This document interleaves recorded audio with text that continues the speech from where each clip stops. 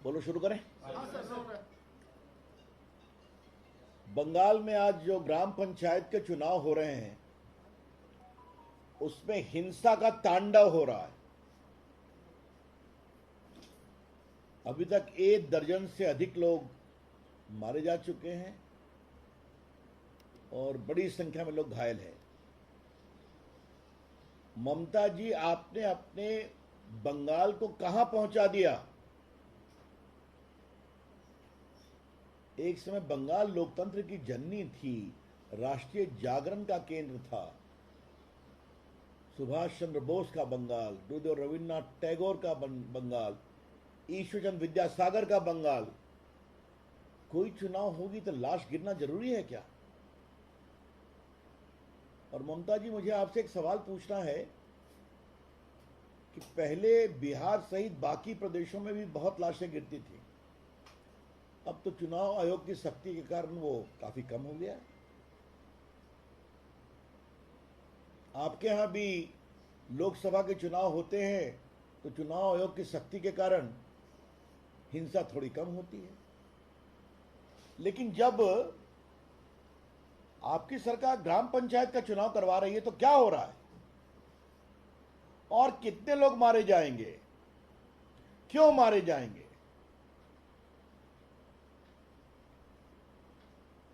Central forces को भी कायदे से काम नहीं करने दिया जा रहा है, कोई सहयोग नहीं मिल रहा है जमीन पर। ममता जी की पुलिस एक प्रकार से पॉलिटिकल आउटफिट के रूप में काम करती है, क्योंकि मुझे मालूम है कि जो कुछ ईमानदार प्रभावी पुलिस वाले हैं उनको उचित प्रोत्साहन नहीं मिलता या काम करने नहीं दिया जाता। ममता जी, आपकी पार्टी के लोग भी मारे जा रहे हैं ना, क्योंकि आपके भी पार्टी के गुटों में काफी संघर्ष है, ऐसा हमें बताया गया है और यही जमीनी खबर भी है। लेकिन इस हिंसा के तांडव को कब रोकेंगे आप? It is very unfortunate. BJP condemns outright this reckless violence in Bengal in the gram panchayat election. Bharatiya Janata party आज के चुनाव में इस हिंसा के तांडव की भर्त्सना करती है। एक दूसरी महत्वपूर्ण बात हमें कहनी है कि जब पूरे देश में इलेक्ट्रॉनिक वोटिंग हो रही है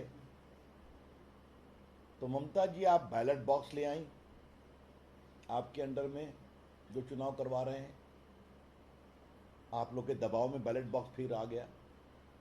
जो बैलेट बॉक्स अतीत हो गया था, बटन दबाइए इलेक्ट्रॉनिक वोटिंग मशीन पर, आपकी वोटिंग रिकॉर्ड होगी। अब आप बैलेट बॉक्स ले आई और फिर वही पुरानी परंपरा कि बैलेट बॉक्स को छीना, उठा के कहीं तालाब में फेंक दिया, किसी बैलेट बॉक्स में इंक डाल दिया ताकि जिसको जितने वोट मिले सब समाप्त हो जाए। ममता जी, आपकी सरकार के लोकतांत्रिक कमिटमेंट का टेस्ट हो रहा है। ममता जी, the very democratic credentials of your government is under serious test. किस बात पर आप नरेंद्र मोदी के खिलाफ आरोप लगाती हैं?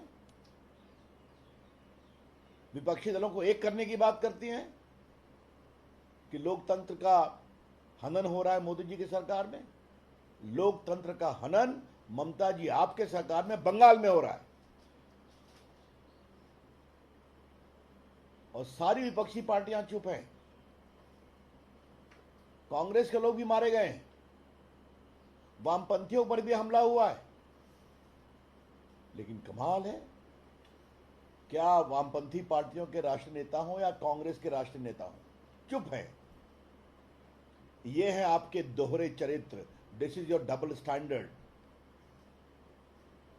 बेबुनियाद आधारहीन आरोप लगाना नरेंद्र मोदी की सरकार के खिलाफ और अपने अगुवाई में बंगाल में खुलेआम हिंसा का तांडव करना, यह बहुत दुर्भाग्यपूर्ण है।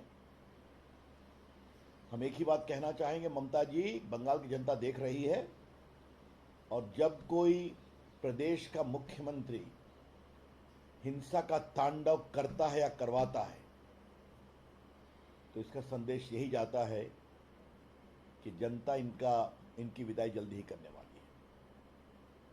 और आपके इस आचरण के कारण लोकतंत्र तो बहुत शर्मसार हुआ ही है, बंगाल की गौरवशाली जनता को भी बहुत दुख लगा है और हमें पूरा विश्वास है कि उचित कार्रवाई होगी लोकतंत्र के हिसाब से अगले चुनाव में। लेकिन एक बात हम स्पष्ट अपील करना चाहेंगे कि काउंटिंग ठीक से होनी चाहिए और जिन लोगों ने चुनाव की प्रक्रिया को बाधित करने की कोशिश की है उनके खिलाफ सख्त से सख्त कार्रवाई की जाए। ये तो हम लोग खुद ही देखते हैं कि बहुत से उम्मीदवार तो सुरक्षा के घेरे में घर से भागे हुए हैं, वो प्रचार नहीं कर पा रहे। ये बहुत पीड़ादायक है, बहुत दुर्भाग्यपूर्ण है और इसकी हम भर्त्सना करते हैं। Thank you. क्या सवाल है? ममता ने कहा था कि लोकतंत्र 2024 से मोदी सरकार आई, लोकतंत्र खत्म हो गया, अब वही लोकतंत्र को ढीला जा रहा है। ये सवाल आप ममता जी से पूछिए, मैंने उठाया है ऑलरेडी। जिस लोकतंत्र के खतरे की आशंका वो प्रधानमंत्री को लेकर आरोप के बारे में बोलती हैं मोदी जी के खिलाफ, वो खुद उनकी सरकार में क्या हो रहा है बंगाल में दिखाई पड़ रहा है। लोकतंत्र का खतरा ऐसी सरकारों से है जो लोकतंत्र का नाम लेते हैं और लोकतंत्र की सारी प्रक्रियाओं को समाप्त करने की कोशिश करते हैं। Sir, but TMC also alleging that they are also, tampering of votes and also ballot boxes have been tampered by BJP also. They are putting up a lot of videos and also saying that the central forces are used by BJP in the elections. How do you react? This by itself is a very, very baseless comment, a comment of desperation. Our report suggests that the central forces are not being allowed to operate freely to ensure a free and fair elections. And that's the reason you are seeing it. And there's a lot of tussle inter se between the TMC party also. Thank you. Chalo.